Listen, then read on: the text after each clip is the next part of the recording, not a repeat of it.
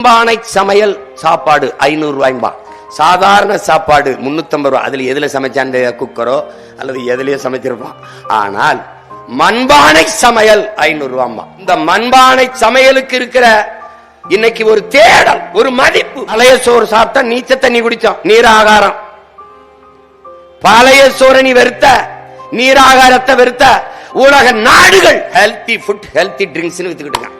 இங்க உனகிட்ட இருந்து எடுத்துட்டு போனதுதான் காஃபில கருப்பட்டி காஃபி. இப்ப சாலை போய் எழுதி வச்சிருப்பான், கருப்பட்டி காப்பி, கருப்பட்டி காப்பி, கருப்பட்டி காப்பி போட்டிருக்கான்ல. கும்பகோணம் காப்பி, கும்பகோணத்துல ஒரு காப்பி. அப்படி என்னடா கும்பகோணத்துல காப்பி விலைதா?